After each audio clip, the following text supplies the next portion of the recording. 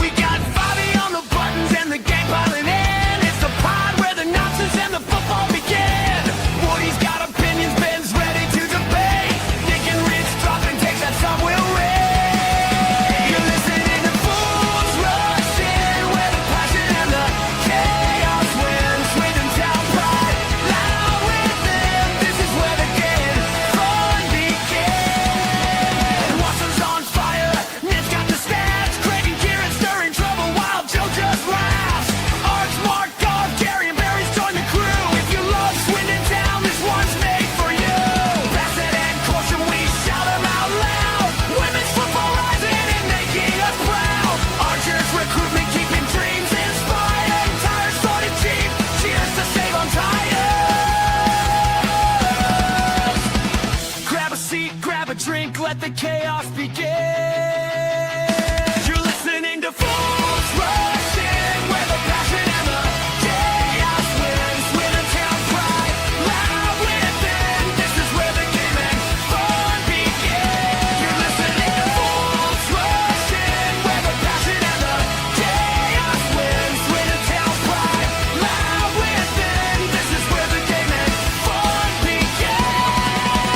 Grab a seat, grab a drink, let the chaos begin. Grab a seat, grab a drink, let the chaos begin. Grab a seat, grab a drink, let the chaos begin. Grab a seat, grab a drink, let the chaos begin. You're listening to Fools Rush In, where the passion and the chaos wins. Swindon Town pride, now within. This is where the game and fun begin. You're listening to Fools Rush In, where the passion and the chaos wins. Swindon Town pride, now within. This is where the game and fun begin.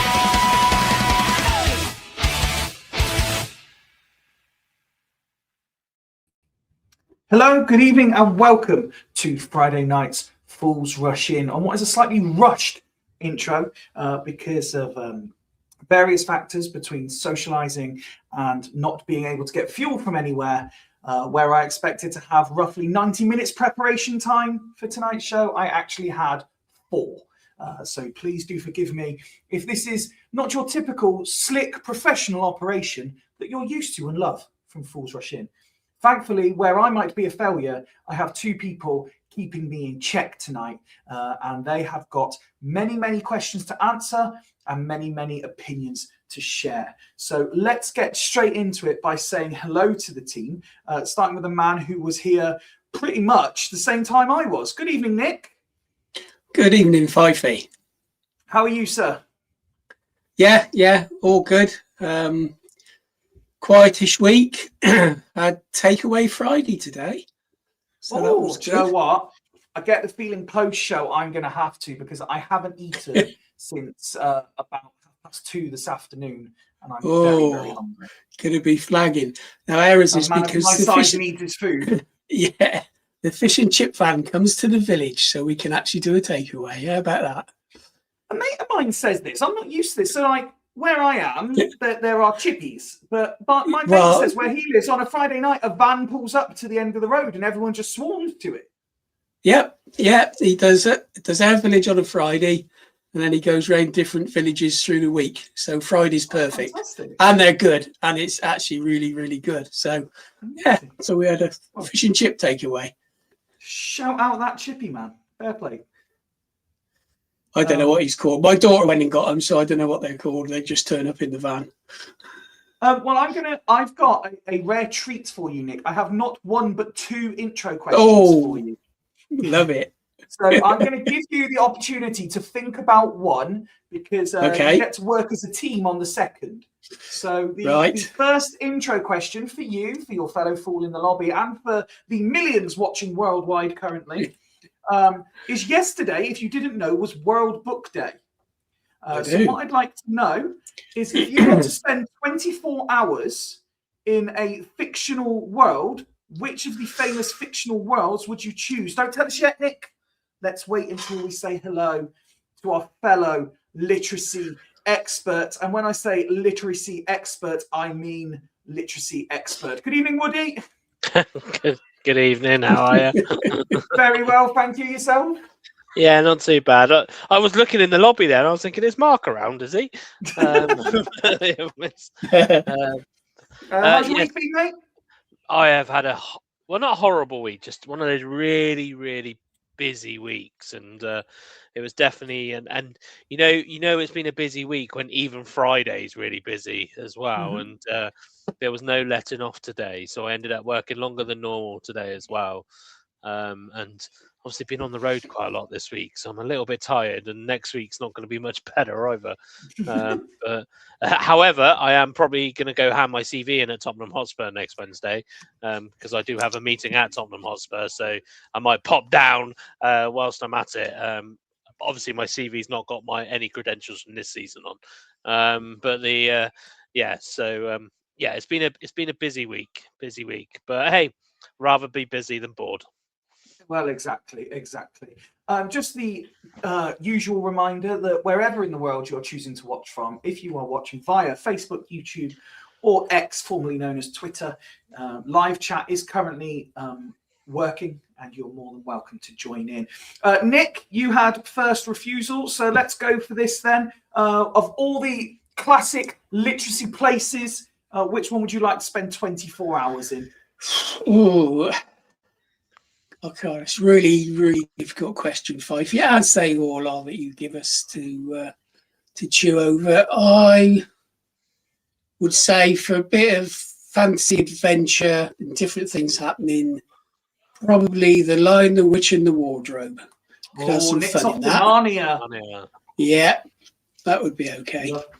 Love that. I myself, if I only have 24 hours, I am going to the Wizarding World of Harry Potter to mooch about Hogwarts for 24 hours, see what's going on there. How about you, Woody? Where are you off to?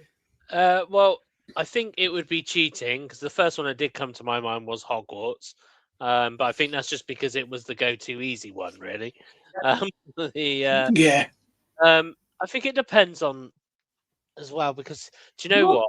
I'm not definitely go to a galaxy far, far away and doing a bit of Star Wars, aren't you? Well, this is the thing. I mean, every film starts as a book, right?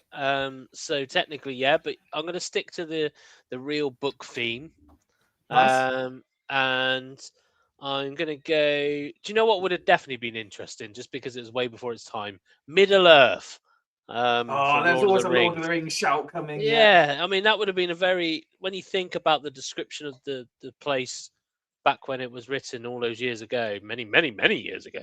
I think that would be quite an interesting place. I don't know if I'd want to spend 24 hours there. I was going to say, the Shire, I'm sure, is lovely, but do you really want to be going into deepest, darkest Middle Earth?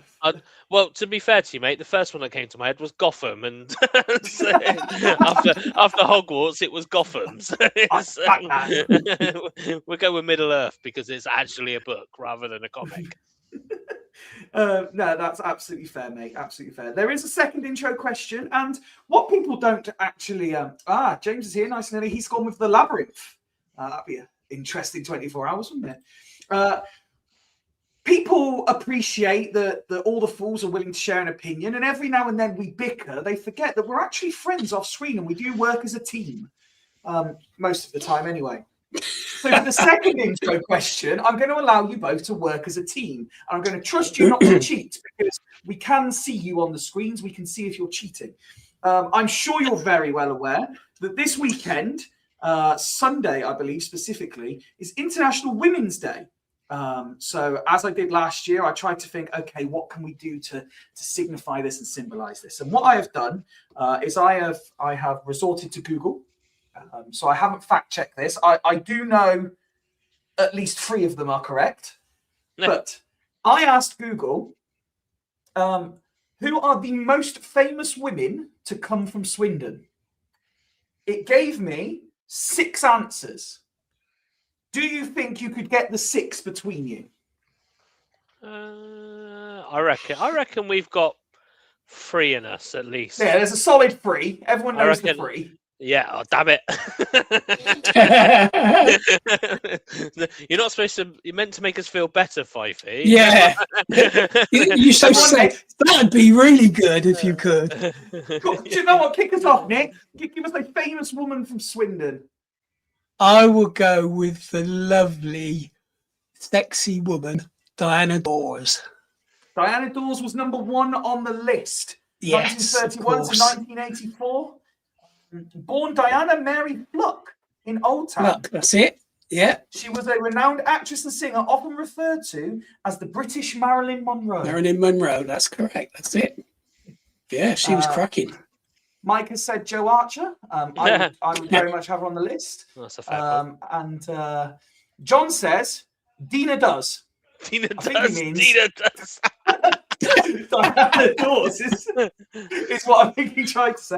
Go on then, Woody. What's the second one on the list? Oh, do I go for an obvious one or one I've thought of might be all right? That It's you up to might you. not. All right, I'm going to go a bit eccentric. Go on. I'm going Olympics. I'm going Jazz Carlin. Jazz Carlin is number 4 on the list. Yeah, take that. Jazz Carlin, born 1990, great year. Competitive swimmer who won 2 silver medals for Great Britain at the 2016 Rio Olympics. Mike says bowed. Bowed, yeah. And then John's finished it off now. He's gone, Dina does. Dina does. Dallas. Dallas. Nick, 2 down, 4 to go. Can you give me more famous women from Swindon?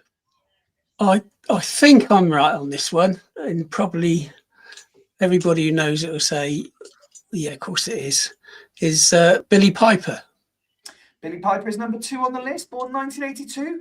Pop star turned acclaimed actress, known for her roles in Doctor Who and Secret Diary of a Cool Girl. If I remember rightly, absolutely slagged Swindon off in her autobiography, and then everyone queued to have it signed. That's the most Swindon-y thing in the world ever. Sounds reasonable to me. Okay, boys. Sounds like a very Swindon thing to do as well. 3 down, 3 to go. Woody, where are we going next? 3 down, 3 to go. So who we had? Diana Dawes, Billie Piper, Jazz Carlin, and Jazz Billie Carlin. Oh, and then Melinda Messenger. Melinda Messenger is 3rd on the list, born 1971, television presenter and former glamour model, is all Google are giving me. Fort Boyard host, I think, famously, if I recall. There are various answers going on in the chat, but I won't flash those up while you two carry on. There are two left. Where are we going, Nick? Can you get either of the? Can you get 5th or 6th on the list? I doubt it, to be honest. I don't think this is right, but I'll say it anyway, because I think her brother runs stables nearby. I'll go Claire Balding, but I don't think that's right. Claire Balding is not on the list. No, I didn't think it would be. I can also confirm Zoe Ball is not on the list. Sharon Davis is not on the list. Isn't that Sharon Davis? Isn't that off? Isn't she off BBC Wiltshire? Well, she doesn't class as one of the 6 most famous women from Swindon. I'll be honest. if I'm being perfectly honest, I haven't heard of these two. I don't know who they are. Oh, well, we ain't got a chance in bloody hell then, have we? No, but No. you two know. You two know things. Come on, Woody. You can do No. this. If I told you their I feel like there professions, might must. it help? I feel like there must be another swimmer. We always do all right with swimmers. Is there another swimmer? Neither of them are a swimmer. Isn't Ah, one fudge them. a Winter Olympics? No. So one. Oh, I will give you. I will give you the Fyfie. write-ups. I will give you the write-ups if it helps. So number Go on 5 on then. the list was born in 1981, an actress and presenter known for Balls of Steel and Big Brother.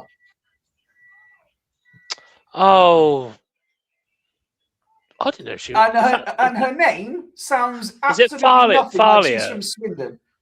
Is it like Talia is that Zucchi, yes. Thalia? Yeah. I knew she was Wiltshire. I didn't think she was Swindon. Apparently Oh. so.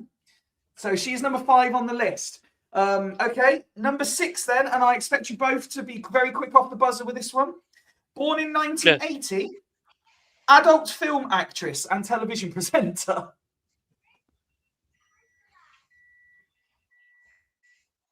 No. No, it's not Julian Clary. It's not Jenny Pittman. Yeah. Julian Clary used to play lawn bowls with his parents. An adult film actress from Swindon is the 6th most famous woman from Swindon. We obviously we're don't watch adult classy. films. No. That's what I'm saying. Never heard of it. I turned the British one off, the filter off. It's Latino only for me.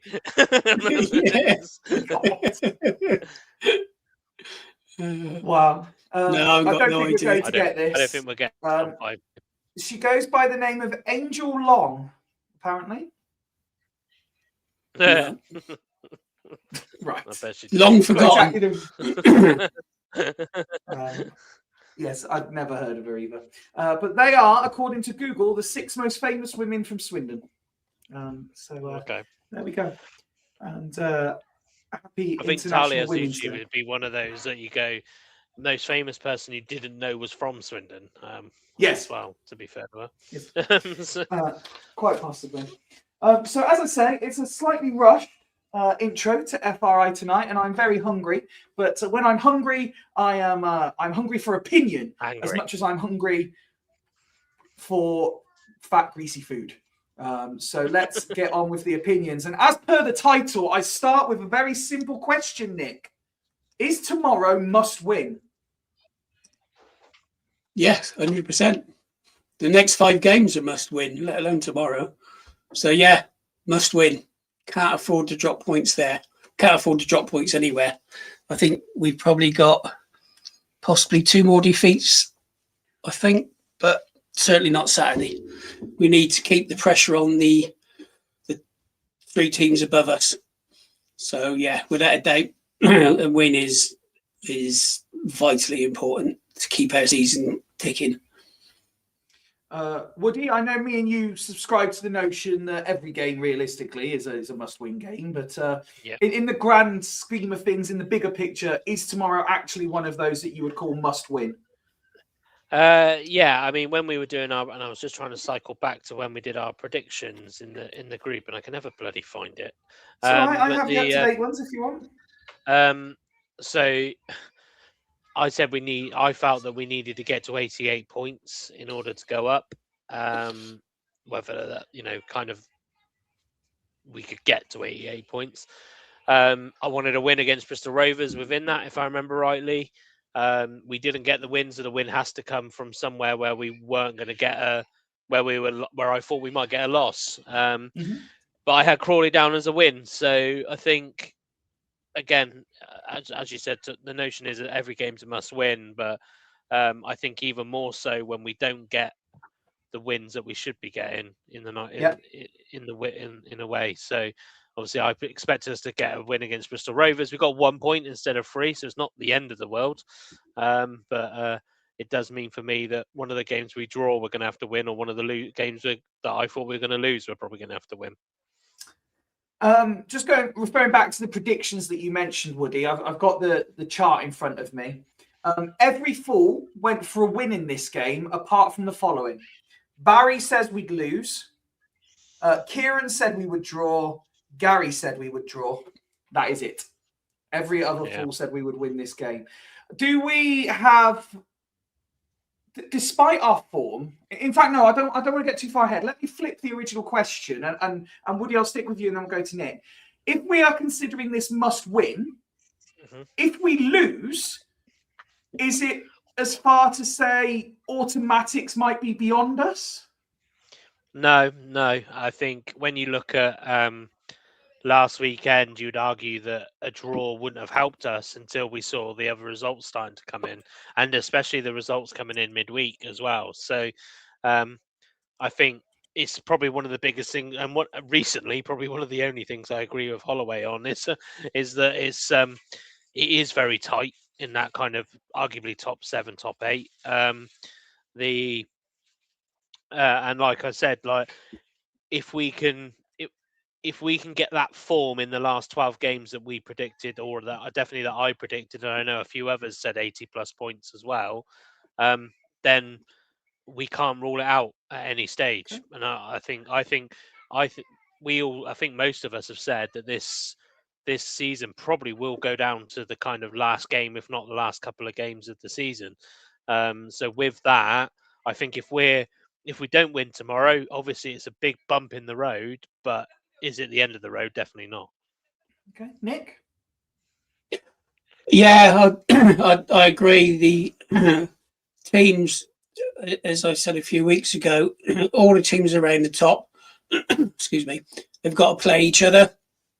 I think we only played 2 of them, 2 matches, and the others are playing 4 or 5. So there's lots of points that are going to be dropped, and we saw by the results that no team's guaranteed to beat anybody.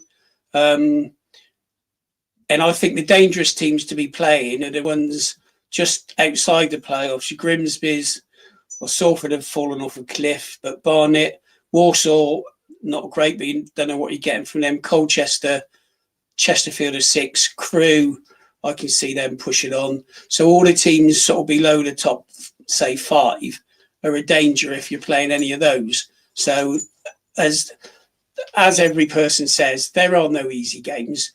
The league, you can call it poor, you can call it what you like, but it is fairly even. In teams are fighting for their lives at the bottom are going to be difficult games. So you just got to go, same old, cliche, think about the next game, worry about that, get that win, get it under your belt, go on again. So there's lots of points that are going to be dropped, and I think there's going to be a few surprises. I can see some teams who are in that top 3. Well, I think Bromley will drop out of the top 3. So I think that the promotion is there to grab, but it's what we do. Doesn't matter what anybody else does, but it's down to us. And yes, I still think we'll be there in the top 3. Jamie agrees. He says Cheek injured, and they draw a lot of games with a tough April. I think Bromley are there for the taking for the rest of us if we can get some consistency. Sean says last 2 visits to Crawley were shocking. So yes, 100% must win. More so with who's playing who next week. I will come back to Matt's question in a little while. Fundamentally, when we do the preview shows on a Friday, we talk about who we expect to be playing, the injuries, suspensions, etc. And although we are going to do that, we're going to start with a fundamental one. And Woody, let me come to you first, because I think we've discussed this in the past, but we are at the crunch time, and we have been discussing whether pressure is getting to certain individuals within the squad. Holloway serves a 1-match ban. Do you think his absence from the touchline could have a negative effect? I don't think it would have as much of an effect as if he had a stadium ban. I think Crawley's not a huge place anyway, so he'll find a way to get information down. And I think he'll be in an elevated position, so that, obviously we know for a while. I think it's kind of went away recently, but I haven't been to a home game for a long time. For a while, we kind of had one of Bignut or Gunning kind of in the stands, and Yeah. I don't know if we've carried on doing that. But if we have carried on doing that, I just envisage it will just be a swap, and he'll have his telephone onto them anyway. So, whilst I know in his presser he mentioned that he won't be able to do this, he won't be able to do that.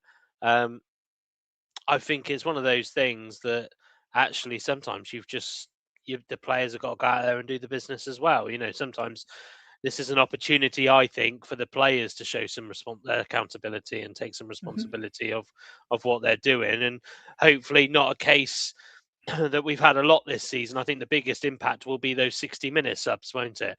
Because even if he is communicating down what these subs could be, you can guarantee that when those subs are about to come on normally, he's probably in their ear and he's probably giving them either rallying them up or giving them a tactical instruction. It's whether that can be fully relayed by Gunning or Mildenhall or whoever when he does look to make those 60-minute changes.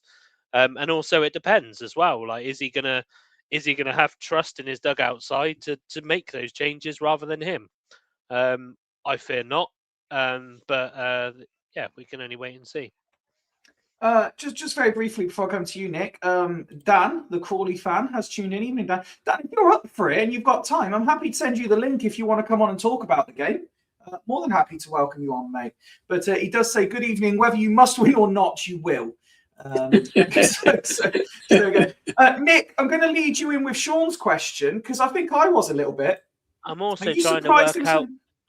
I'm also trying to work out, has Daniel really done a little clever kind of Zach Crawley picture in his? I'm trying to work out on his picture on YouTube if that's Zach Crawley or not, and I thought that's quite clever.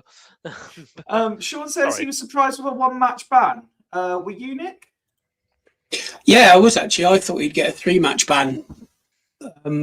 So yeah, I was surprised it's only 1 match. Although I guess if you take if a player got sent off for foul and abusive language, it would be a 1-match ban. So I suppose they've got to do it on the same standard, not as though the EFL do anything on a standard. But yeah, I thought it might have been more than 1 match. But I don't think it's a bad thing. I think there's too much information coming off the bench. I said it last week. He seems to be feeling the pressure, or that's the view I get. That may or may not be wrong. Only he can answer that.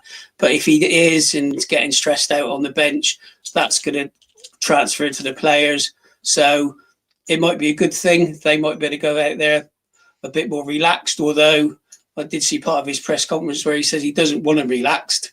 He wants them ready to go.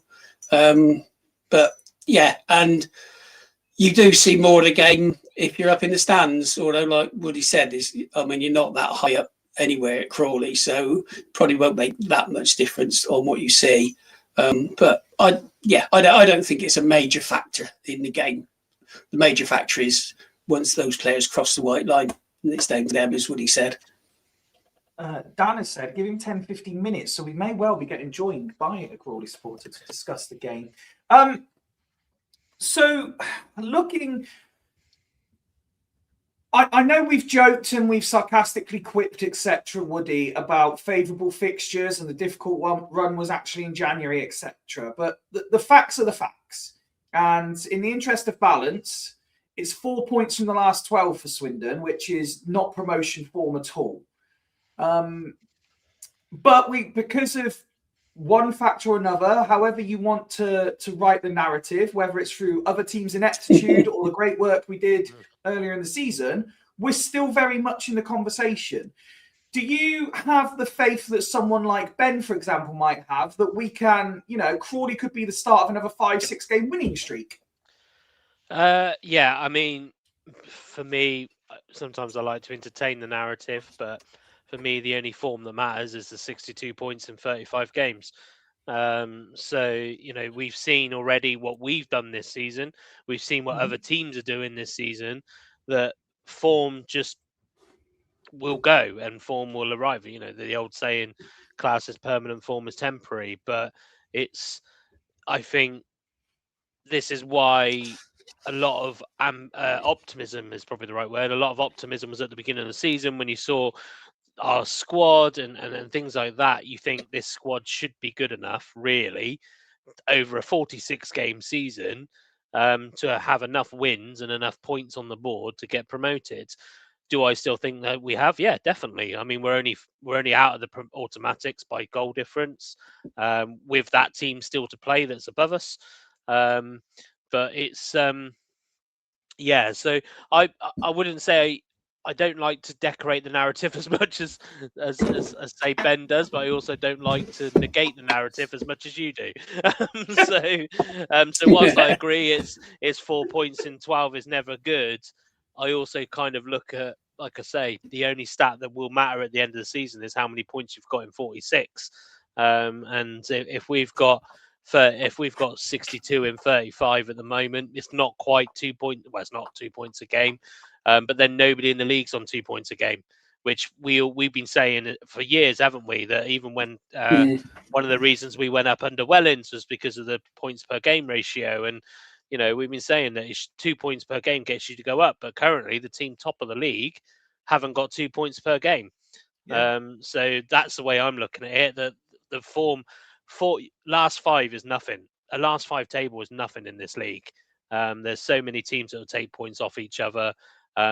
Obviously, we've seen the demise of Salford at the moment, but they'll pick it up again at some point. They'll pick it up probably last 5 games of the season or something. So, yeah, for me, I'm not buying into your narratives. I just like to wind you both up a little bit more.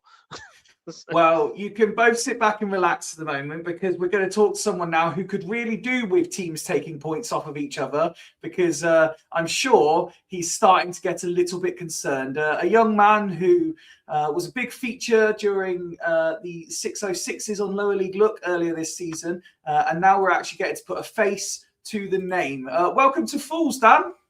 Hello. Hi. Thanks for having me. No, thank you for jumping on. Appreciate it. Swindon aren't in great form, but there is a sense of optimism amongst the fans that if there is a team that can help us get back into that form, it's Crawley. I mean, looking at the table, it's not a great situation for your side at the minute. How are you feeling about tomorrow, first and foremost? Well, when you say you're not in good form, is it bad form as bad as 2 points in 6 games and 1 goal across those 6 games? No, it's not quite that bad, no. No, yeah. Also lost to the Tranmere side that has, what was it, 1 win in 13, something like that. You've got to smile, mate, or you'd cry, eh? That exactly, and it does feel a bit like Barrow are winning at the moment as well, which isn't ideal, but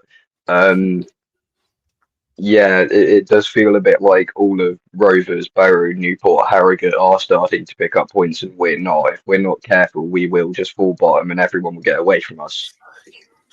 So we spoke quite a bit earlier on in the season about different things, but fundamentally, what has gone wrong for Crawley this year? Is it still your inability to score, or are you suddenly just shipping goals as well? It is probably inability to score, but it is also very much, and I'm sure you lot can attest to this, Scott Lindsay's stubbornness. By the way, Cheltenham have scored. Yes, come on. Yes, let's go. It's always better when everyone's happy on the screen, isn't it? It's all well and good having Barrow drop points and all that, but we do also need to start picking up points, otherwise they will just get away from us anyway.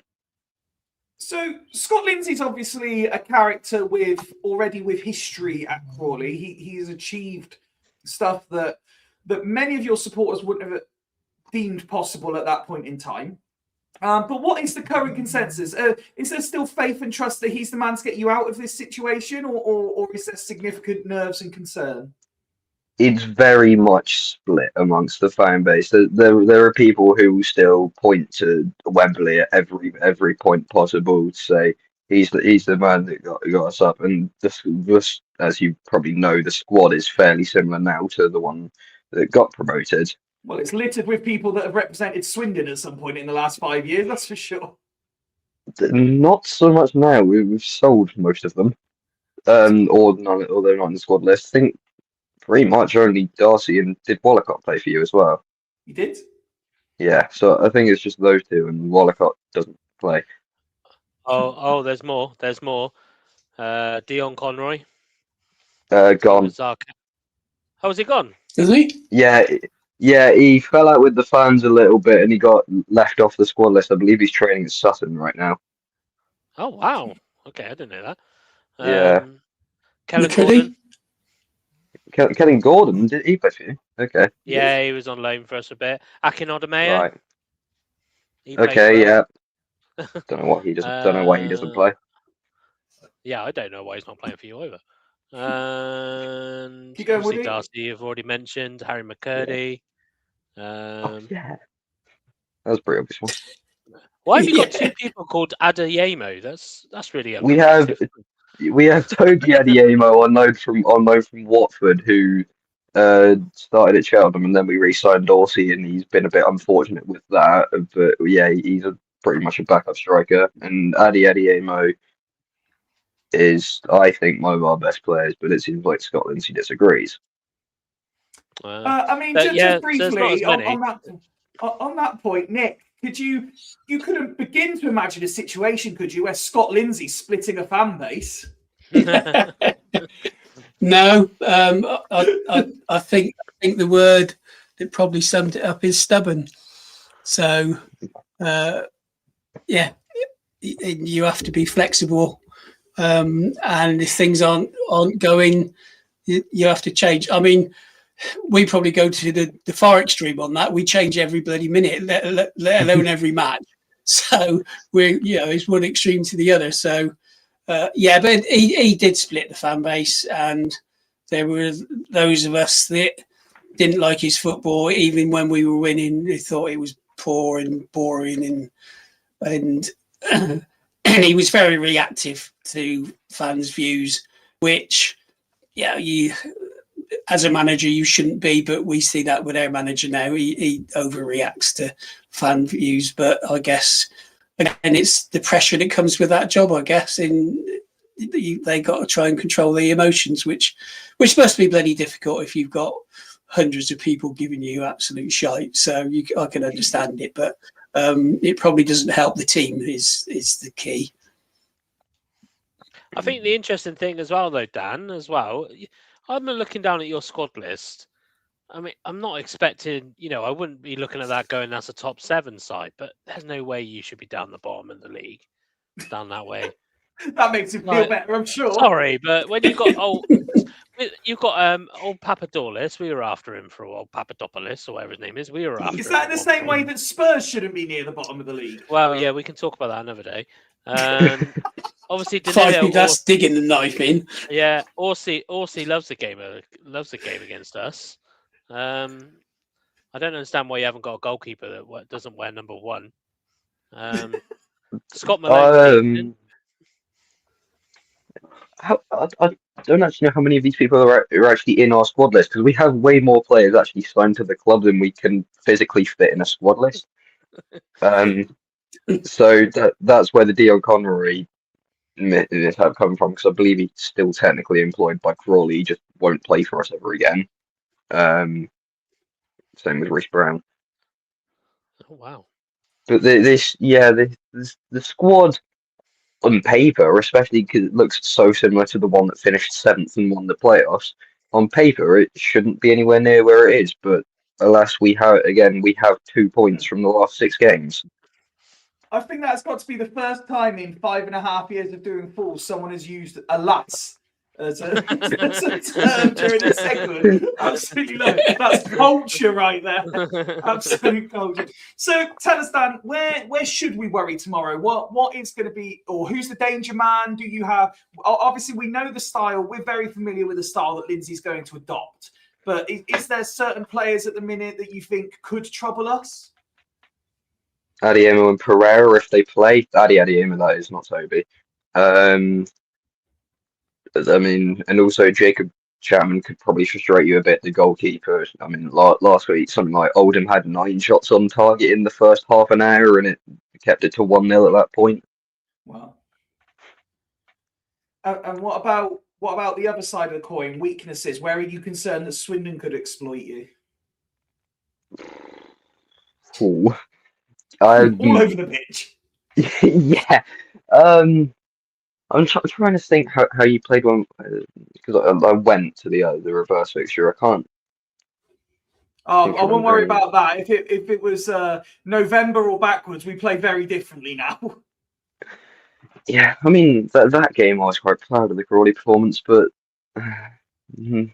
yeah, weakness wise, we have a back three, one of whom is actually a defender.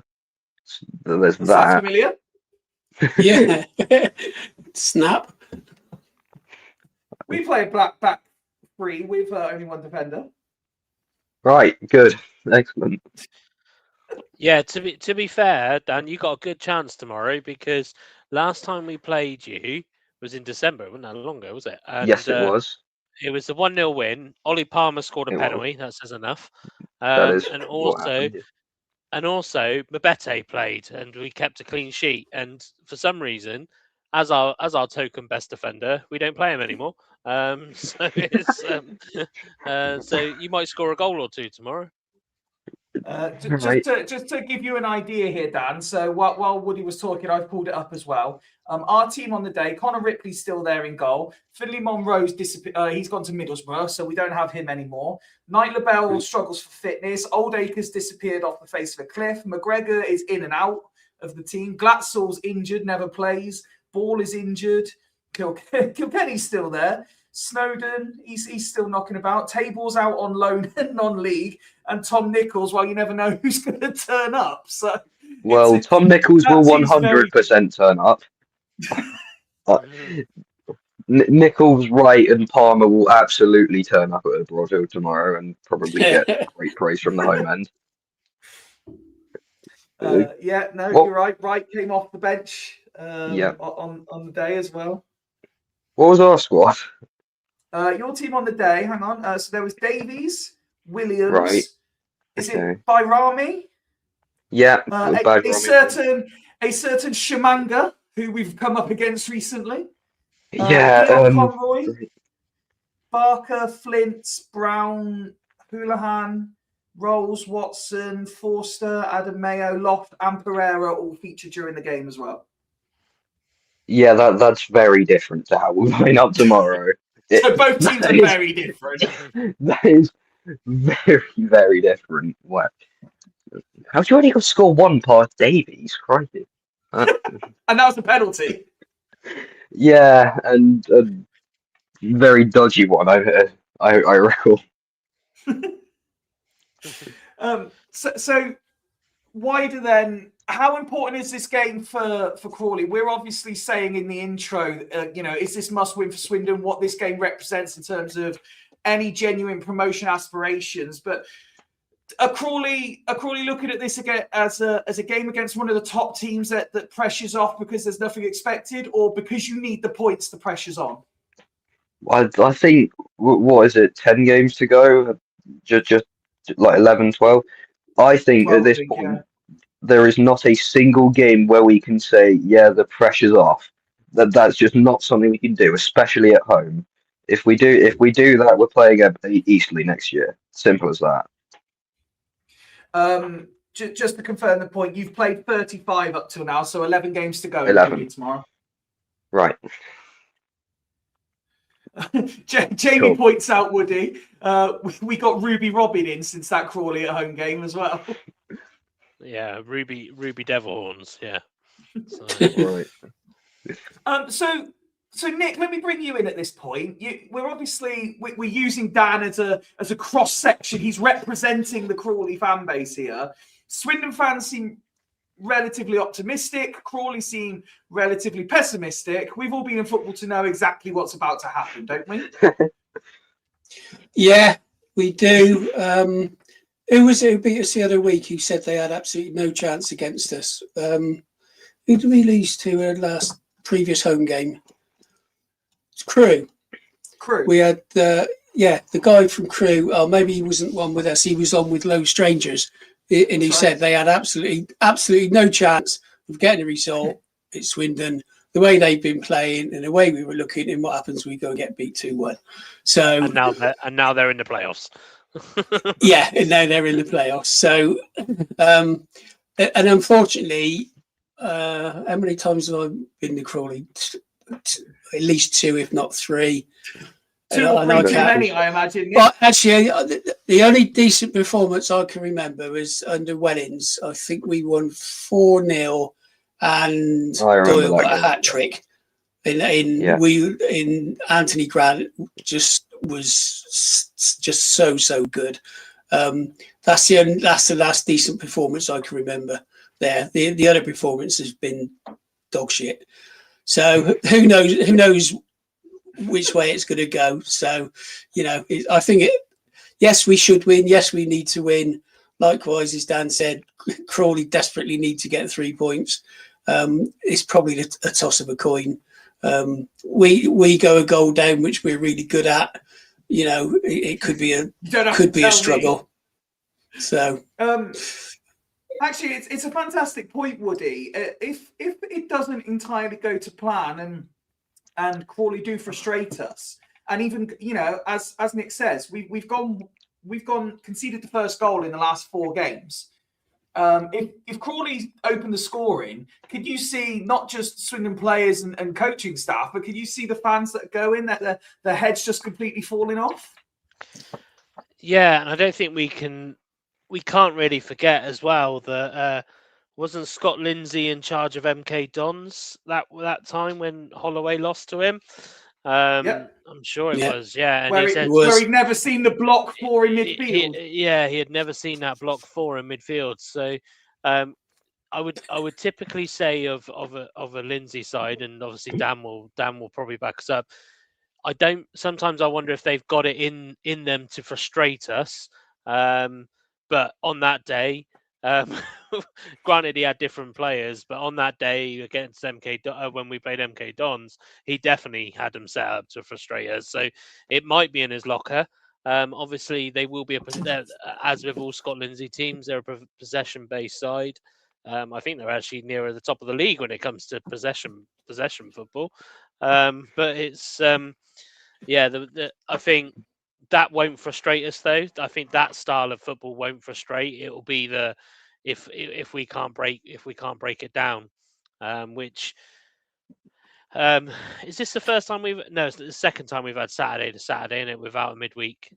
Yeah, it's the second week. So, I mean, again, 2 weeks to get the new lads properly on the grass on training as well. So, who knows what we might come up with? But I do feel that if Crawley come at us with that kind of possession-based game, I'm not too fearful in the nicest but not arrogant way.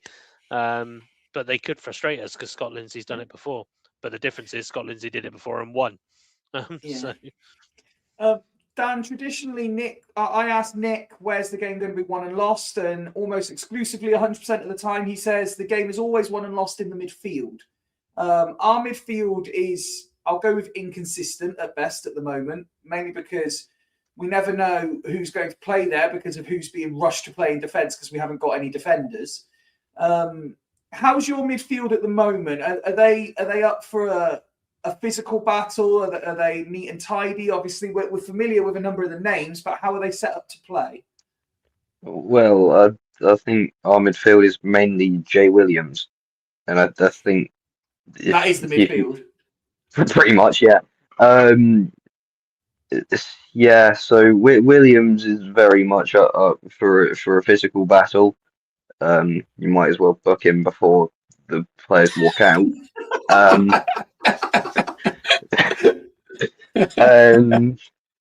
mean, in attacking midfield, we've got Loloff and Darcy. I think, well, you know Darcy very well, and I'm not Loloff's biggest fan. I will give Darcy his credit. Darcy is what Old Acre should be. I think I remember when we signed him from you, one of your fans described him as someone who runs pretty much everywhere on the pitch without really knowing what he's doing. I believe Sounds with about right. Swindon's. Yeah, whereas Old Acre knows exactly what he's doing and never But runs. never runs anywhere. So- Yeah, If you had the demon love child of Darcy and Oldacre, they'd be a half decent footballer. or a really awful one. Yeah, depending on which half you Yeah, true. Yeah. So again, we're familiar with Lindsay's style of play, but with the players at your disposal at the moment, what can we expect? Is it going to be getting the ball down, playing neat and tidy football, trying to move through the thirds? Is it get it out wide, get crosses in? What are you expecting to see? I'm expecting us to try and go through Kellen Gordon quite a bit down that right hand side. I'm also expecting us to take quite a while to get to Kellen Gordon from having the ball in the car. Yeah, pretty much anyone tries to put pressure on Barker or whoever else we decide to put centre back, will they'll panic and launch it forward, and it might well end up like that for quite a while. It's just launched forward, Swindon bring it down, go forward, Chapman collects, go again, sort of thing. And from a defensive perspective, what would you fear most? I know you say it depends on who wins the random wheel selector to playing defence, but is it typically teams who again have a physical battle with your defence that come out on top, or is it those who are nippy and run around? Do you struggle with crosses, or is it through balls, or is it shots from distance? What's the weakness? I don't know how much. Don't know how much it's been of late, but we typically at the start of the season were awful at defending set pieces, like horrific. I think it's got slightly better now, but also our defense will struggle very much with any team who closes them down quickly because, as you know, we like to play it around a bit. We've got a couple of comments in the chat. Mike says, sounds like tomorrow would be a depressing game for the neutral. Yeah, we're certainly not building up to a classic EFL encounter here, are we? 1-0 either way. I always find it funny when both sets of fans are pessimistic. I said this about the recent game at Barnet, where I met the two Barnet fans on the train. We both sort of looked at each other and say, "Oh, are you expecting to win? No, not against you. Are you expecting to win? No, not at all." And it's like fantastic set of fans when everyone's saying no. I presume I'm missing a joke here somewhere from not watching a clip. But Pete says, need the rub of the green for 2 halves. Anybody know of good medicine for a nauseated parrot? I presume I've missed some sort of parrot reference somewhere. Sean says, Crawley looks decent at our place. Yeah, I mean, Dan did say, I remember we spoke about it at the time on, like I say, on Lower League Look as well. You were full of praise for the performance at the time. James says, can I ask Dan a question? Why do Crawley consider Swindon rivals? I There's think no one I've else discussed. down there. Yeah. I think I've discussed this with you before, Fyfie. I believe if you look at our Wikipedia page, it says Swindon You are have like no our rivals. I believe Swindon are like our second rivals behind Wimbledon, according to a survey that was conducted in 2012 or something like that. I have no idea who voted on this, but yeah, I don't consider you rivals. It's just we exchange players at least once a year. I think the honest answer, James, is yes, there was a survey done. Crawley are in the arse end of nowhere, and there are no other professional football clubs within touch and distance for them to have proper rivals. And they would have to go back to non-league to have proper rivalries, which they obviously don't want to do.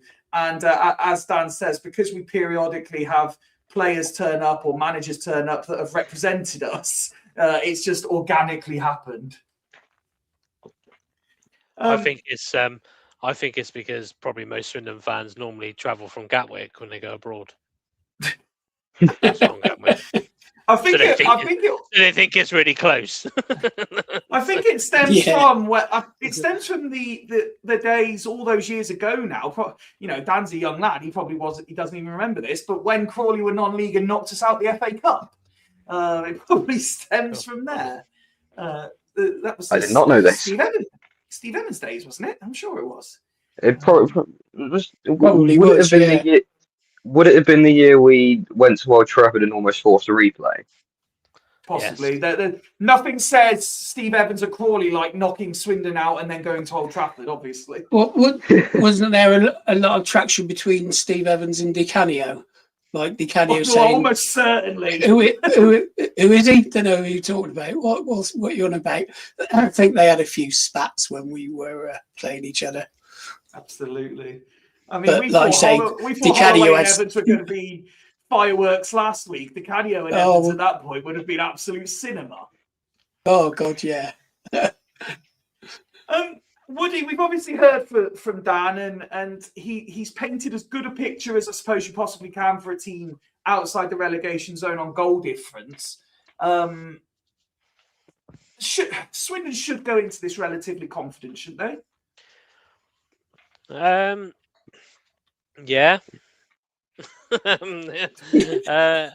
Could you say that a bit more confidently, please?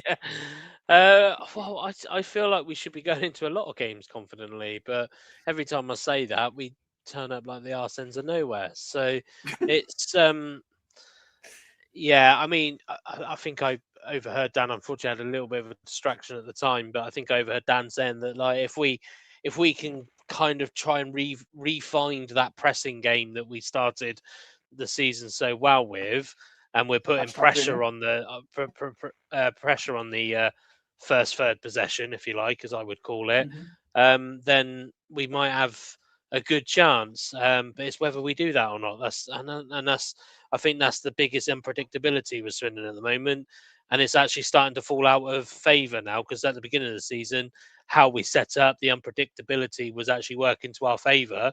And now I'd probably argue that maybe we need some predictability and we need a bit of consistency.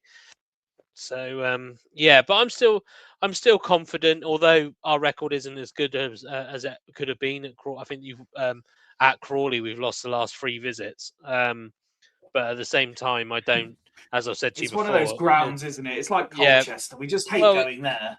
Not only that, you know, those type of form facts, again, they kind of just feed a narrative, don't they? Because, you know, we haven't won there since 2019, but then in the 13 years beforehand or whatever, Crawley had only beaten us once and played us, I think I counted 7 times. So it's yeah, it's one of those things. Records are there to be broken.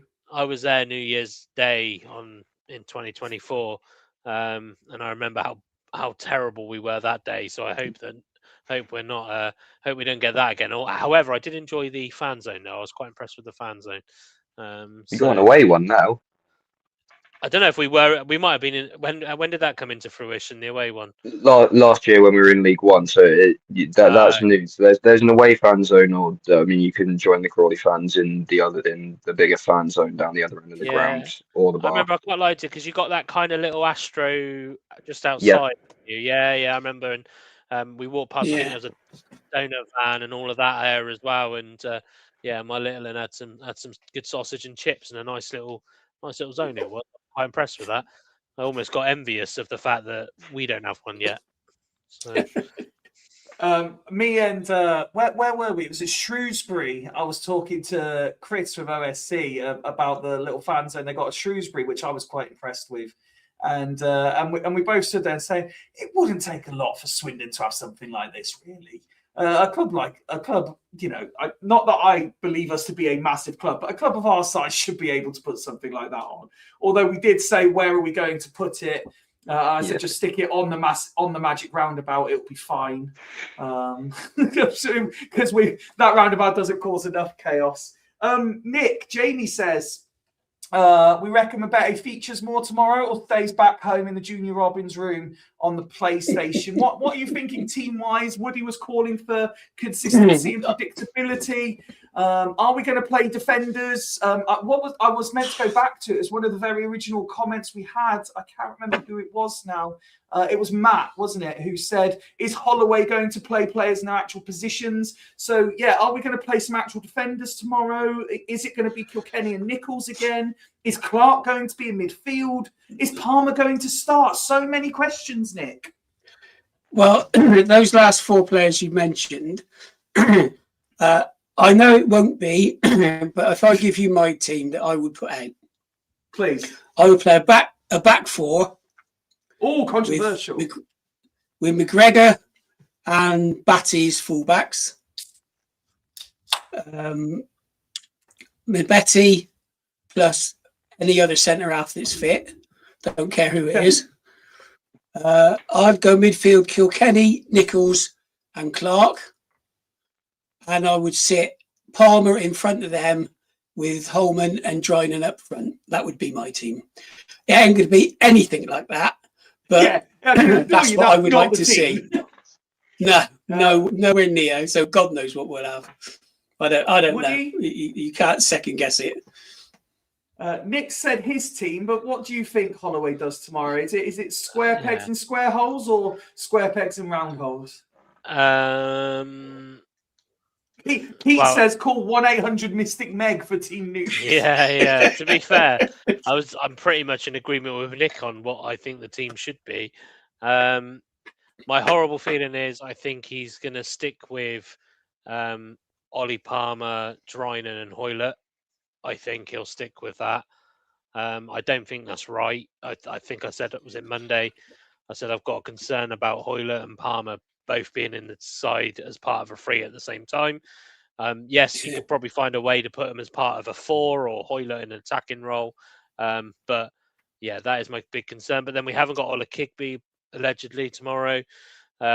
So, does that mean we're going to see more of Billy Bowden as well? Because obviously Billy Bowden came off the bench, didn't he, against Bristol Rovers?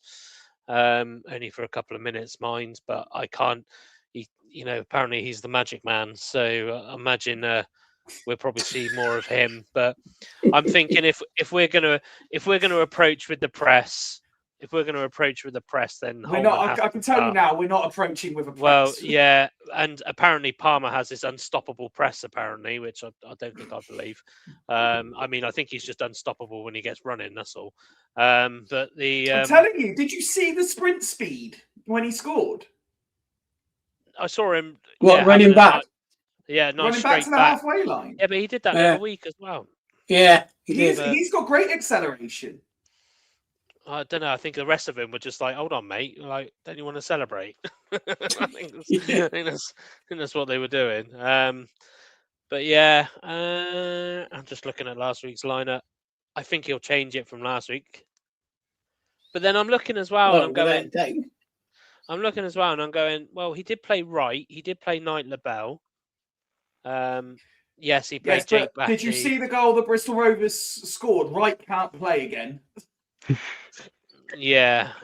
I mean, it depends what boots he's got on, is it? If he's got those ones that have got those like lead weights in the bottom, he isn't going to have much luck. Although, to be fair, I don't know if anybody's. I love that Dan's just laughing along because he's very well aware of what we're talking about as well. But to be fair to Wright, I'll give him his credit. He did come in his presser. He did say, I should have done so much better there." How many times are we going to say this? Well, he never says it because he never gets interviewed. But it's I don't think he's as bad as people say he is, to be totally honest. But he probably isn't. But the problem is he's playing with people who are just better than him.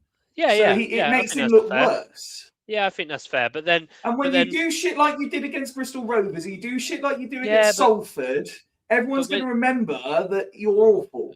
We've also got to remember that there were 2 players that looked really slow in that move as well, and one of them is our superhero box-to-box midfielder. Well, I've had my say on him as well. Yeah, so it's Fyfie's 2 favourite players.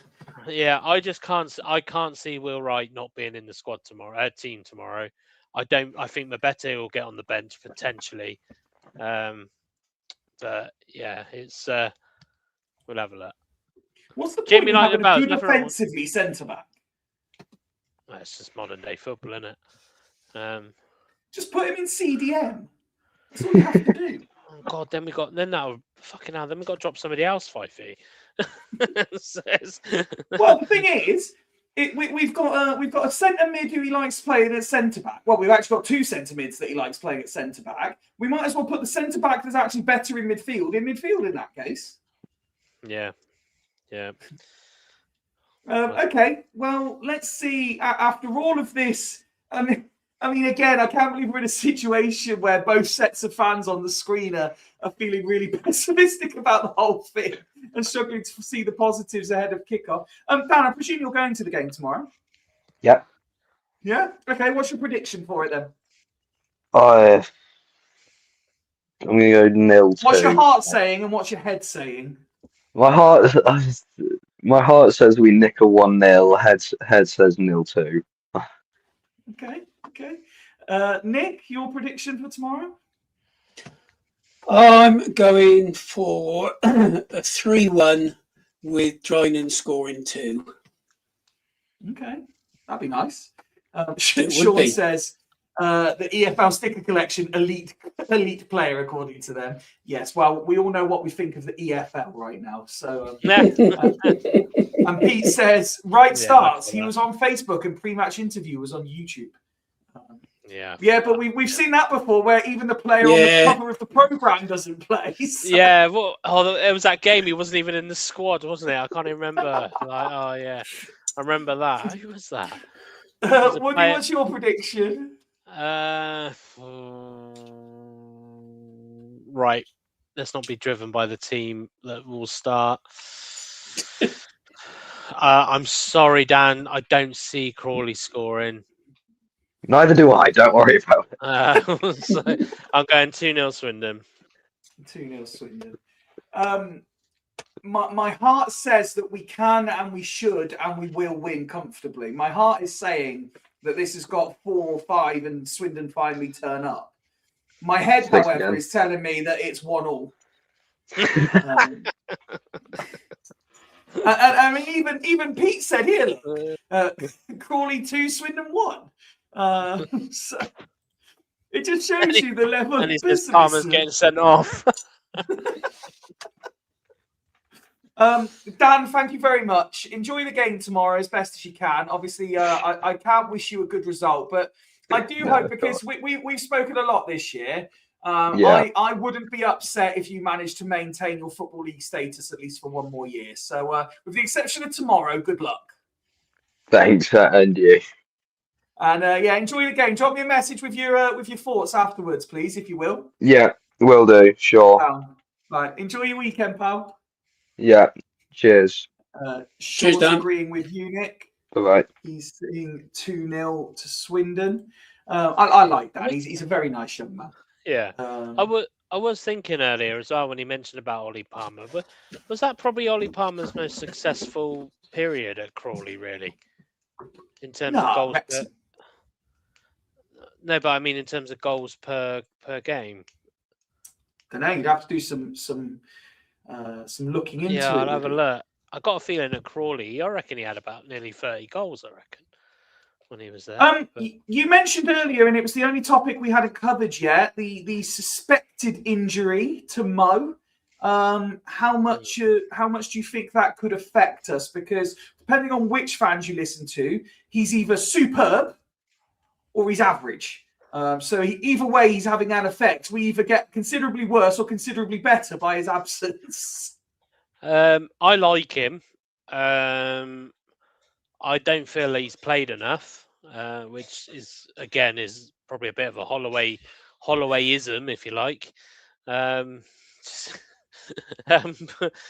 yeah, it's. I think he will be a miss, because whether you like him or not, I think there's not really too much denying that if he does come off the bench, he can change the game. He does like to run at defenders, and I think ideally he's probably the type of player we needed tomorrow against a defense that's really fragile. So yeah, it's he's a bit, for me, he's a bit like the Mabete situation. I can't quite work out what he's doing wrong not to be playing more games and playing more game time. I don't think he's necessarily. I know he splits the fan base, like you said. Some say he's average, some say he's class, but I don't think he's bad enough not to be getting more game time. Do you know what I mean? No, I'd agree.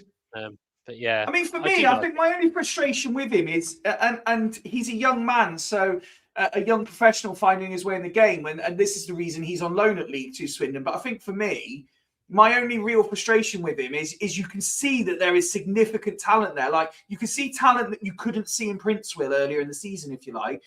But he's just frustratingly doesn't have end product. Whether it's his decision making is off or his actual execution of the right decision is off. Like, he can beat a man, but he doesn't always beat the man. When he does beat the man, he doesn't cross. And on the odd occasion, he's got the chance to pass to someone. He shoots anyway. Do you think that might be because he's not playing though? Because Yeah, when you possibly. think He's not getting the opportunity to get he's into not the rhythm. getting the experience that he needs to get, he needs to be. It's all well and good playing with these people in training, but he needs to see him in a match situation. Yeah, 100%. And I think, like you say, I agree with you. Like there are elements of frustration, but all of those things. I'm mainly doing this because I know it really rattles James if I slap off Mo. Yeah, but the good thing, sorry, Woody, the good thing with him is that he will take on a player, and you're not going to beat a defender every time, but as long as you keep doing it, and he does get down to the byline and can pull a ball back, which I love to see wingers doing that, getting down at speed, get a cross in. Yeah, I would play him as much as you could. He's such a tease, isn't he, Nick? He can do it. It's just whether he's going to. Yeah, but like Woody said, that's why he's with us, isn't it? It'll come in time, and to be able to, you've got to keep doing it, and you've got to play regular, and you've got to get the fitness levels, at that right level to be able to do it and fit into Absolutely. how the team's set up. And we seem to set up differently week after week after week, so that probably doesn't help. No, absolutely. No, completely agree, mate. Completely agree. Just going back on Woody's question, I just looked at Ollie Palmer, and at Crawley, 27 goals in 68 games. Okay. It's not a bad record. And Wrexham was 42, but in 132 games. Okay, so a little bit better at Wrexham, if my maths is right there. No, better at Crawley. No, better at Crawley then. Obviously more success at Wrexham. Yeah. But he was part of a better team there, to be fair. Yeah, that's right. Yeah. I reckon I could have scored a few for Wrexham. Taking a little sidestep slightly, just before we move on. Shah's switched on. Evening, Shah. Hope you're well. Evening, Shah, Shah. who has already signed up to do a collab at some point in the coming weeks, months. We are working on it already. By the way, Woody, I've been meaning to message you. We've already got one of our summer specials lined up, and you're going to be all over it. We've got Fools Rush the NFL, where everyone convinces me that it is good, because I'm really trying to like it. I'm trying to like it. So we've got a couple of people that aren't fools ready to come on and talk about the NFL, but I'll need you there to hold my hand and guide me through it. Plus, it's got to be better than talking Vikings, if I remember right. It's got to be better than talking Spurs or Swindon. Well, no, the reason I think I'm a Vikings fan is because I'm a Swindon and Spurs fan. You go into every season with optimism and you end up getting let down. That's literally Vikings season. So, Woody, did the NFL team that play at Tottenham, who were at the designated home game, did they win? Jaguars?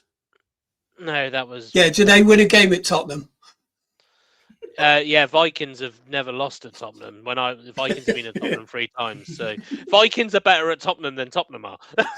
Yeah, that's what I'm trying to get to. But everybody is better at Tottenham than Tottenham are. So yeah, it's anyway. Although I know Shah's watching, I did spot her TikTok the other day that mentioned about here's one for the Tottenham fans. She said we also talk Championship on our EFL podcast. So that did make me chuckle, to be fair. Well, I'm going to be asking your guys' thoughts on the changes to the playoffs in the Championship shortly. But before that, Okay. It's time for everyone's favourite feature.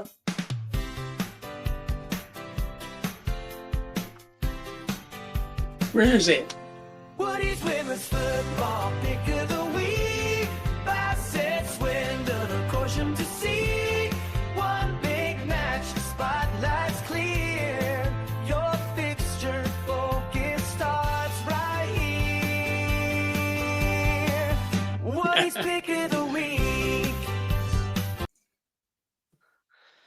Yeah, move along, Shah. We're talking women's football now. We're right. Thank you. Right, where do I start this week? Shah loves the little Loves the tune. Loves the theme tune. It tune as doesn't well. always Yeah. doesn't come through very well on my headphones for some reason. That Oh, tune. see, I think it's class. Yeah, I get it. Like, yeah, it's. Sorry, I've just seen Peter's message. I'm going to go in reverse order then. Shall I? I think that's Okay. probably the good way to do it. Let's So go the with game not to go to. the game not to go to, and they're going to feel bullied by me at the moment because I don't think they've had it for the past few weeks. Probably since they played their title counterparts. For me, the game not that I won't be choosing to watch this week is Downend and Corsham. Obviously Corsham still top of the league, still that at the moment is arguably theirs to keep hold of. But unfortunately, I just don't feel with Downend's pitch and the weather we've had recently, I'm not envisaging that it's going to be a particularly great game of football. I'm not sure if Corsham have got some of their players like Shannon Redhouse available as well. So that could make it not so interesting. But yeah, They I'm do need to predicting a make sure Corsham they're win. in form though, because it's the big derby again next week. It's big Mother's Day derby. So yeah, Big Mother's Day FRI derby. I'm confident that Corsham will win. But it's I don't think it's going to be it's not going to be a smashing. I think it's going to be a bit of a 1 or 2-0, I think. Okay. So yeah. Okay, so we go from the game that you're definitely not going to the one that you might consider. So the one that I might consider, this is a good ranking status, isn't it? The one that I might consider, although the one that I would like to go to is probably not the one I'm going to go to. But the one that is the game at the county ground. Swindon have got Keynsham. A friend of ours, Mia Mugford, obviously sporting Keynsham colours now. Indeed. So I think Swindon will obviously be looking to continue what they did against MAP last week against Marina Academy Plymouth, 10-0 win. I was listening to Richard Wood's interview on BBC Wiltshire earlier. He said that it wasn't necessarily the performance that he actually wanted or they were looking for, but they saw an opportunity to take advantage of how ruthless they can be. And I can see whilst Keynsham have been a team that in the past have frustrated Swindon, I think again, as I've said many times on the podcast, the county ground pitch is hard for a lot of teams to come on to. So with the exception of obviously Muggs, who has played on that pitch several times, and there's probably a couple of others. I just think it's going to be a bit too much for Swindon. Players like Libby Davies and players like that, who have exactly when you think strikers for Swindon, instantly you kind of gravitate towards Annie Colston. Whilst Annie Colston is still putting goals in, all of a sudden Libby Davis is now starting to chip in quite a few as well. Recently as well. Yeah. Let's have a look. Because I'm on the website. Let's have a look. Swindon Town. I'm gonna guess from Go on, memory. I want to say she's on a run of something stupid like 7 in 4. Okay, I ain't got that level of detail, but what I can tell you is she scored 15 goals in 21 games. Wow. which isn't bad for a player that when she signed was going to have to work hard to get into the starting lineup and has done, to her credit, very well. Obviously then you got Annie, who's got 33 goals in 26 games. But she's just a cheat code, isn't she? Yeah, but then you look down, I think Sky Bedwell scored at the weekend as well, so that's a good start for her as well. Izzy Cook's back in the fold. And I think what's good now is obviously they started the year in quite tough form with the cup games and We did. things like that. But equally, what didn't help was they still had a few players that were out, and whilst players are coming back, the squad can only be so big, right? So when you're kind of battling, those players are getting fatigued, and then they didn't play for a while and all of that kind of stuff. But for me, I said for a while, getting Izzy Cook back as soon as possible would be big for them. I think I've seen that Charlie Taylor's playing more now as well. So Swindon are really starting to get a lot of their stronger players back, probably, well, not even probably, at the right time of the season. Mhm. They go into this run-in. And obviously it's building. It is building, isn't it, Fyfie, for that last game of the season for Swindon, which is against Moneyfields. So I think, although statistically they could have won the league at that point, Mhm. just based on games played. Points It's per game. We love winning the title on points per game. Yeah, and when you look at Swindon's run-in at the moment, Keynsham this weekend at home, Abingdon United next weekend at home, Worthing away might be a difficult tie, but Bridgewater at home again, another relatively difficult one. Portishead at home. Of the last 1, 2, 3, 4, 5, 6 games, 4 of them are at home. So it's and then Moneyfields play on a 3G now, which I think is sometimes quite a suitable surface anyway for a team like Town. So, but yeah, unfortunately, not my pick of the week this week. Although if there is a game that I might go to, it's probably going to be that one on Sunday. And then so my pick of the week is. Da, da, da. My pick of the week is Bassett this week. They're in Divisional Cup quarter final. They've got Bitton. So with Bitton being where they are in the league, both teams obviously taking a break away from league action. But either way, this league itself has kind of suffered cup football wise the last couple of years. So, whether it's been cut short or whether there's not been enough teams or because of the weather, they've not been able to get a cup competition going. So I think any team that's still in this cup competition is really biting at the bit to hopefully get a cup final on their record. And Bitten and biting. Bitten and biting, yeah. He did that well. And well, I was trying to work out how to get a once bitten, twice shy pun in there. Oh, that would have been good, wouldn't it? Yeah. So, but yeah, and then obviously because Bassett have already played Bitton this year, as I'm sure we may remember. I think it was a 3-1, I want to say. But I'm going to have a look just to fact check when I can get onto it. But I love that people can actually see from our shows that we don't make notes in advance. We're always fact checking stuff while actually talking about it. I made notes in advance. I just didn't make this note. I'm playing all the right notes, just not necessarily in the right order. Literally live produce every show. Exactly that. Yeah, 3-1. I knew I was right. 3-1. But this is why you're the oracle. I went to that game, and that was a very strange game. I think the keeper got sent off in that game. So, yeah, that's my pick of the week. Bitton in good form now. Have finally found their form in the league. They're obviously above Bassett because Bassett have got a game in hand of Bitton, but given it's a cup competition and everything lies on that, that's 2 o'clock kickoff at Bassett. So that is my pick of the week. We send our very best wishes and good luck to all 3 of our regularly featured sides and hope you can all pick up the wins this weekend. We will, of course, update everyone with what happened on Monday's show. Now, gentlemen, just to finish off, we'll turn attention away from Swindon briefly.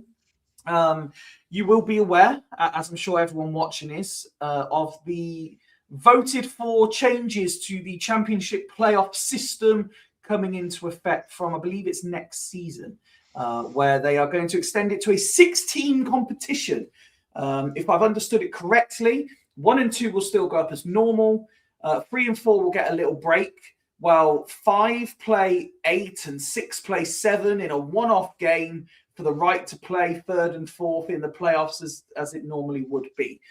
Now, I'm sure it's fantastic for TV people. I'm sure it will have fantastic opportunities for fans to sample playoff football. I'm also sure it's going to wreak havoc with clubs' finances as they chase that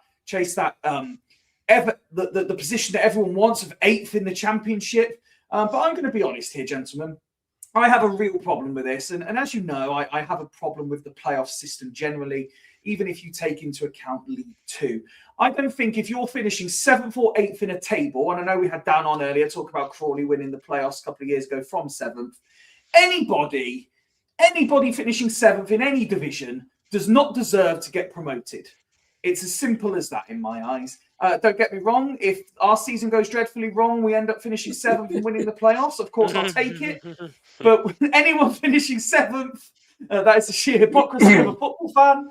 But anyone finishing 7th and 8th does not deserve promotion at any level. I understand that it's TV things, but I'm a big advocate for, okay, one goes up, 2 goes up, and maybe 3rd and 4th play each other for the right to play 3rd bottom in the league above. And then a bit like they do in Scotland and how they used to do. I can't have it that and I mean no disrespect to any of these clubs, okay, but I can't have it that a Preston North End finish 8th in the championship, fluke their way through a playoff campaign, and get promoted, because they are going to get absolutely dicked in the Premier League for doing that. We're looking at teams now. Burnley are coming up and going down like a fucking yo-yo.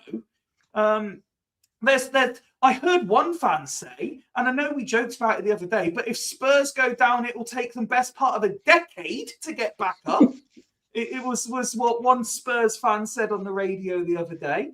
I mean, I don't know how Nick, I'll come to you first, because I think Woody's been a bit more vocal in the WhatsApp chat maybe than you on this, but I just can't have it that teams finishing 7th and 8th in any division, forget the championship, finishing 7th and 8th, you don't deserve to go up. No, is that the Preston North End that just got dicked by bloody Oxford United tonight at their place?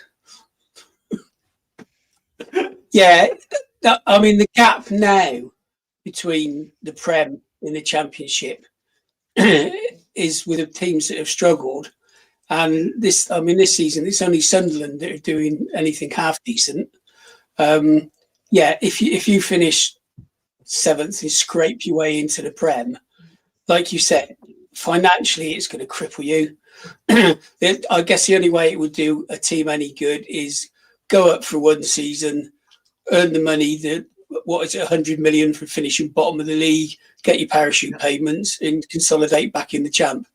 And that's probably the only financial advantage there will be. But football wise, yeah, I agree, Fyfie. And for me, and I know it's not in our league and it would be detrimental to us, for any league, I think the top 2 should go up and the next 4 are in the playoffs, and that's it. And then like you say, even finishing 6th in getting promoted. But on the flip side, a lot of the leagues are so tight, and you can be only 2 or 3 points below the second team in B6. So I don't think there's such a massive gap between sides in that situation. So yeah, I would have it top 2 up, next 4 playoffs, and that's probably got reasonable teams that are going to be competing for the playoffs. But yeah, for teams, what is it? How many is it into the championship? Or is it 8th? Did you say?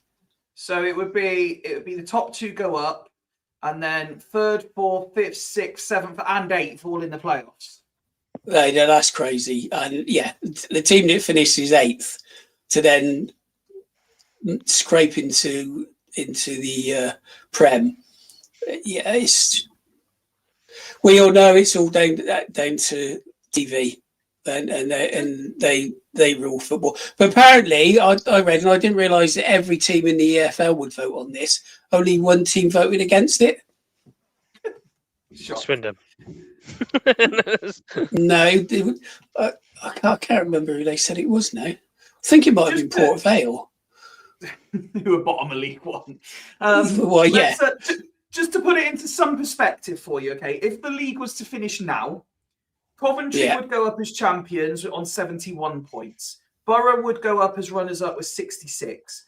Then Ipswich on 63 and Millwall on 62 would wait for the outcome of Hull on 60, Wrexham 57, Southampton 53, and Derby 51. So Derby, 20 points behind the league winners, would be in a playoff spot. Yeah. Reasonable. Absolute joke. I see James has agreed with me. Pete says, agree with finishing 7th or 8th isn't a good background for playing in the Prem. Absolutely. It does reopen the debate that every division should be consistent with a free up, free down policy as well, I suppose. Woody, what's your thoughts on this? Well, they already do it in the National League because that's how the National League do their playoffs. They do. But remember, only 2 come up. Yeah. So the top go up, and then there's 2nd to 7th. Because that's always been the argument that you look at. What year was it where? It was Notts County and Wrexham, wasn't it? I think so. Like they were like light years clear of everybody else, but only one of them went up automatically. Well, that's like this season. You got Rochdale in York, who were both miles in front of the 3rd team. I'd love if Shah was still about her thoughts on that, by the way. Yeah, so I mean, I don't necessarily. I'm going to be honest. I don't necessarily buy into if you finish 7th, you don't deserve to go up. You don't. Because at the end of the day, playoffs are there. Playoffs are playoffs. If you finish 7th, you've still got to beat the team in potentially 2nd or 3rd or 4th or 5th or 6th to go up. To go up. So but hold on, let me finish. Let me fucking finish. However, but then going on a lot of what you said this season about Swindon's performance, Fyfie, if 2nd lose to 7th in a game that means them going up, do they deserve to go up? Yeah, but so this is my argument here, okay? Like I understand that. And look, in a division, there should be a certain level of parity, which suggests that any horse can have its day, or whatever the saying is. Okay, so every dog you take any dog can have its day. So you take that 2nd place team, say that have finished 20 points clear of the team in 7th, but on one day the team in 7th takes the win. I'm not having that over the course of a season they've deserved to go up. Yeah, but so on the flip side of what I was saying, the only thing I actually disagree with is the 6-team playoff format. I disagree with it in the National League as well, because the teams that finish 2nd and 3rd in the National League, so what we're talking 3rd and 4th in the Championship, they don't play for. I think it's 10 days, isn't it? They don't play for 10 days whilst the other fixtures are taking place. So for me, whilst they do get a home tie normally, they do in the National League. I'm going to assume that's what they're doing in the Championship. That still puts them at a disadvantage. I think that's a disadvantage to the team that have finished 3rd and 4th, which then backs up your point to say, well, actually, it gives the dog their day, because if the 7th place team or the 8th place team have played 4 games or whatever, 2 games, no, it'd be 4 games, 4 games, wouldn't it? It'd be 2. No, it'd be 2 games. So either way, it's still 2 games, isn't it? So they played 2 games. They're match. Sorry, Mike's put they should put Premier League under 21s in the playoffs. Yeah. So yeah, it's. I do have a problem with the 6-team playoff. But Woody, the counter argument to what you just said is what Holloway's been on about, is we played too many games in a short period of time and we're knackered. Yeah. So the other teams have had a rest in time to get all their tactics right and do the work on the grass and then on the training ground. So is that not who's got the best advantage? Well, that depends, because if we ended up in that situation, we know we play our worst football when we've had a rest. Yeah, that's true. Yeah, in fact, I'm all for it. Fuck it, we're going up, and we're going up to the Prem because we're going to finish 8th in the Championship. I'm having it. Oh dear. Fyfie's still going to be here in 3 years' time saying how shit our season's been, but 4 weeks later we're going to be like we're playoff champions because we've knocked out Listen, Middlesbrough in the final. I am more than happy to see. Yeah, it. but we got to be Hands it when there and say, I am the epitome of a fickle football fan. I will tell you that you do not deserve to get promoted if you finish 7th. But if we finish 7th and win the playoffs, I am celebrating the fuck out of that playoff win. And you'll be telling all the other teams that they didn't deserve to go up because they didn't beat 7th place Swindon. Yeah, how shit must you be? You lost to us. Yeah. And at How Wembley. shit must you be? We scored a goal at Wembley. No, knowing us, it'd be an own goal. We wouldn't even score it ourselves. It's like someone posted the other day, one of those supercomputers or whatever predicted based on the running and stuff how it's going to end, and it has Swindon in the playoffs playing Salford over 2 legs. And I went, well, fuck me, if that doesn't tell you we're not winning the playoffs, nothing will. Did just out of interest, because I haven't seen, I obviously only saw the headline, I didn't see the article, but did the Premier League have a vote in it as well? Or was it just EFL? I think just EFL. I think it's Yeah, how I read it. Yeah, because I mean, obviously EFL are the ones that promote the teams. Yeah. But I was just wondering because, like you said, Fyfie, but whatever we say about the Premier League, obviously Tottenham, blah blah blah, it is very close to a franchise league. It's very much kind of if you've got the money, you're going to do all right in that league. Mm-hmm. So I often think, like you say, are the Premier League, now called the Barclays Premier League rather than the FA Premier League, isn't it, or whatever it's called? Are they going to want a Preston North End in the Premier League? You know, granted they have got teams like Bournemouth, but the it kind of makes you think would they have had a say at all in whether they what they're trying to do is they're trying to get your Wrexhams and your Birminghams who now have the money but are too shit to actually get promoted the right way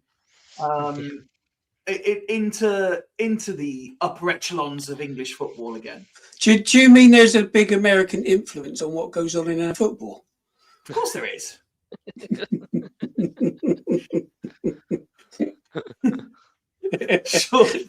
Sean said Spurs would vote for that. He said his previous comment was, I like the idea that teams that finish third bottom go into a playoff and have a chance to stay up. I like that idea. It's like, so I was discussing it with someone at work, and they said the thing is it'd be very much similar to what happens in rugby sometimes if a big club gets demoted, more so for irregularities than just being shit. He said you can just see a situation where Wrexham get promoted and use their 7 loans to just loan 7, say, Spurs players. Spurs' then team gets promoted and then they take all their players back the next season. Yeah. You could see that happening. Although is it rugby that have now said that they're going franchise as well, aren't they? I think it's rugby union. Yeah, well, it's just interesting because you said that because I'm sure they've just announced in rugby union that the top league, whatever it's called, Premier League, I guess, will be franchised. So similar in some ways to how the WSL works in women's football. You know, if you can't afford the entry fee, you ain't getting in. Oh, well, listen, I think that's a great way to conclude the episode. It's always nice to have a bit of chat outside of Swindon. Gentlemen, thank you very much for your time. If you are travelling to Crawley tomorrow, as we always say, travel safe, be loud, be proud. Let's get back to winning ways, shall we? I'm bored of being the negative Nelly. I'd rather talk about fantastic 7-0 win that we're going to have. But I will just take a win. A 1-0 win, off Palmer's left bollock will be absolutely fine. Anything else is a bonus. B says Spurs 9, Bristol Rovers 0 after they get relegated last time. Gentlemen, again, thank you for your time. Thank you to everyone in the chat. It's been good fun. You've all been in a funny mood, a great mood. It's always great when you're like this. We will see you again on Monday, where I'm sure Monday is when I've scheduled Aaron to join us.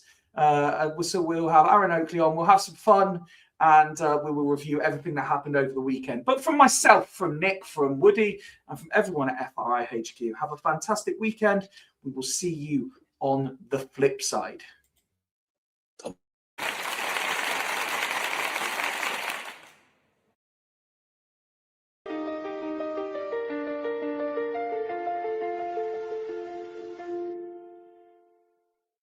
Fools rushing. Yeah, we're back again, like mates down the pub. Heart on sleeve, never tame. Yeah, from the chanting in the stands to the tackles flying in. Home and away, red blood, white shirt, where the fools rush in. Passion, debate, slaps, rants, late nights. Woody, Ben, Nick, Rich, Walter, Kieran, side by side. Craig and Ned, Joe and Mark, Art, Gar, Gary in the dark. And now we got Barry in. Yeah, the gang's all in. Fools rushing like we're chasing one moment. We'll make you laugh, make you cry, feel happy, feel angry inside.